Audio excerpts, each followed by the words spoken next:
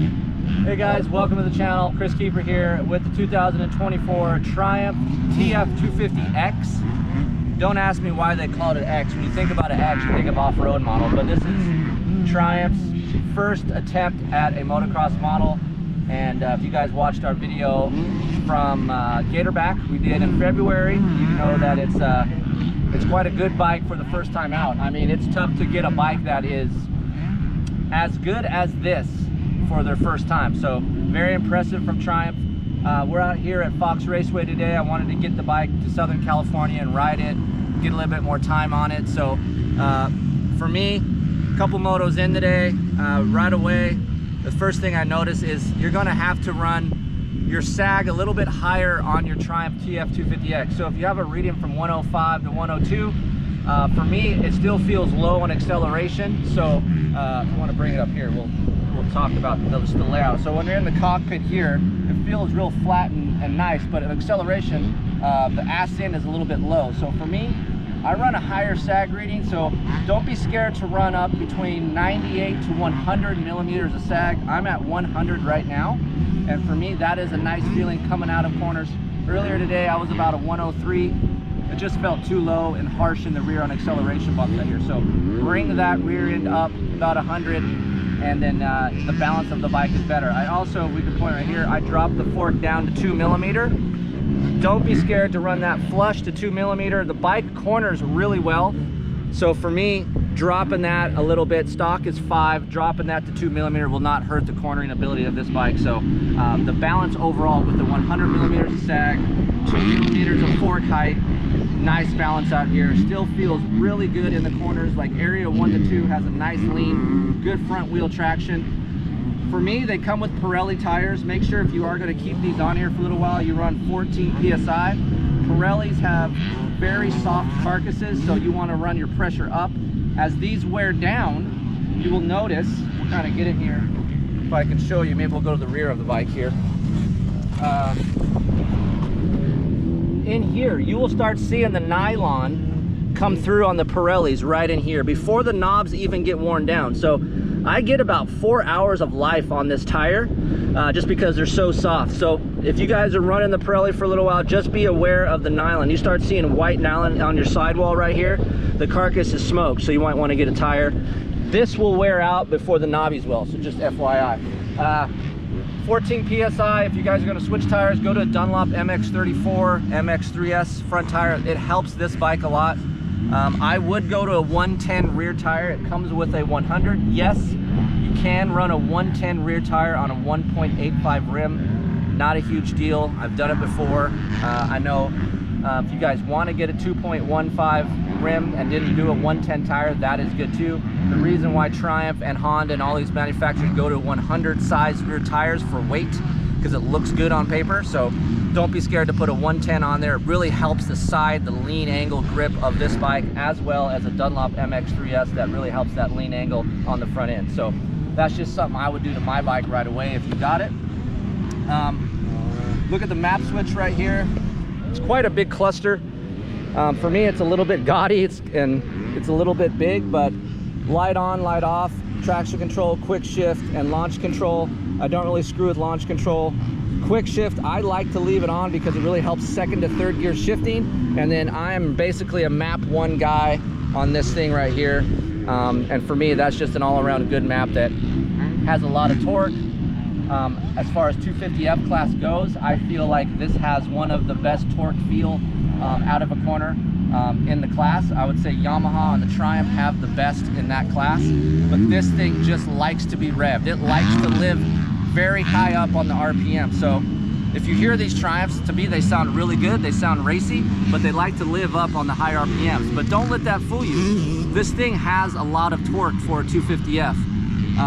I'm a vet rider. I don't ride 250Fs that much, but riding here today, just remind me, I was telling the guys behind the camera here how much fun I have riding a 250F. And when you have a 250F with a lot of torque, it makes the experience and riding a track that much more fun.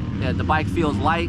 You can get in and out of corners in second gear. There's some excitement. So even though this engine spools up really free, it's really free feeling, it has a lot of torque. Normally, when you have a free feeling engine, it doesn't have a lot of torque, and then it's really good in the mid to top. But this actually has some meat and some torque feel coming out of corners in second gear.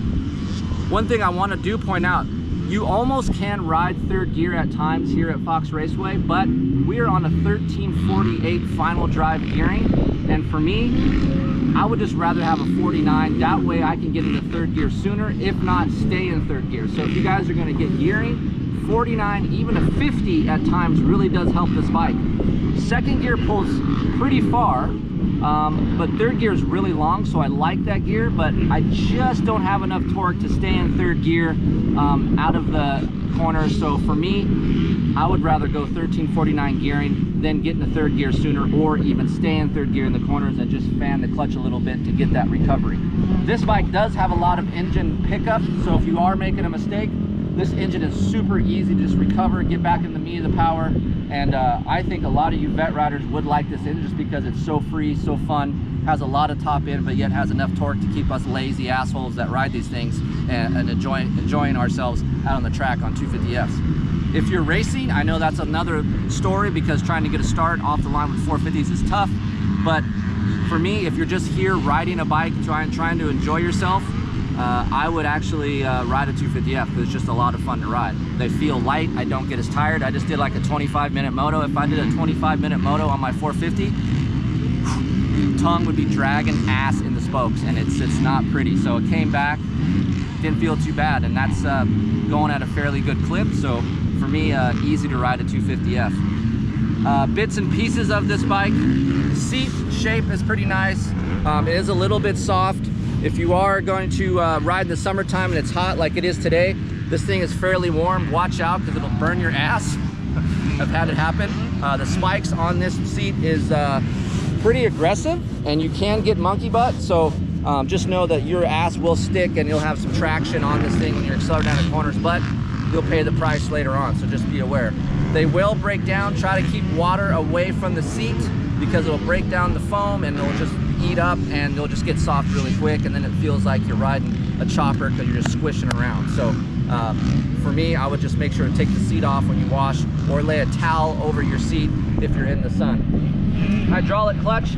I like the action of this hydraulic clutch. It's not too on-off feeling, so that is okay. I'm normally a cable clutch guy, but this hydraulic clutch has a nice linear throw. The engagement is pretty wide, so that is nice. Good brakes, obviously Brembo brakes, that is a nice touch. Lock-on grips, not a huge fan of the lock-on grips. I would throw a normal Works connection aluminum tube on there, and then Renthal half waffle medium grips. That's just me. For me, it would make that bike feel a lot better. Pro taper, the bar itself, it's an ACF bar, which has carbon ends, but it's 812 millimeters long. I'd shorten that up to about 802 if it was my bike, which it will be, so I'm going to shorten these up.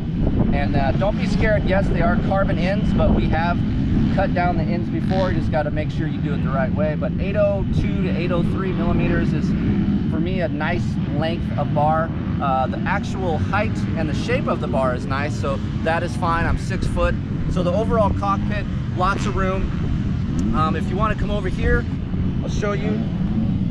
For me, it might take you a little while to get used to the shifter. If you look at this, the shifter is quite far away from the stator cover.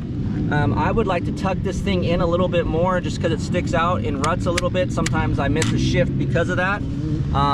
But I think Triumph is going to change that and push that in a little bit to kind of get more of a seamless feel from the foot peg to the shifter. So I'm sure that'll change, but there will be some aftermarket shifters coming in. A vented airbox, you get a solid or just a closed airbox, or this vented. I run the vented. I get a little bit more mid-range RPM response, so that is nice. But overall, for the first time, as a bike goes, man, this it's a really fun bike, pretty fast, has a lot of torque. I'm really interested to see what it does in shootouts. I don't think I'm going to do a shootout, but I'm going to compare this bike to, let's say, the new 2025 Honda CRF 250R, because I think that is a pretty good bike this year. That has changed. So we're going to do some comparisons here on my channel. Just stay tuned to my website, keeperinctesting.com. I'll have some settings and some things up on that as well. So if you guys want to write down, you have a Triumph and you want to use a baseline spec, I'll have that there. But just remember, raise that rear end up and it really changes the action and the overall experience of this bike. That's about it from here today. It's kind of like a first impression. Last time I rode it was in February. Now we actually have them in Southern California, so you'll be seeing more content, I'm sure, on other media channels. But yeah, check it out, KieferInkTesting.com. Any questions, Chris at KieferInkTesting.com, and I'm happy to answer your questions. It's a virtual door. Just kick that sucker right open, and we're there. We're like, how's it going? Answer the questions for you, make you happy. That's what we do here. So thanks for joining me. We'll see you on the next video.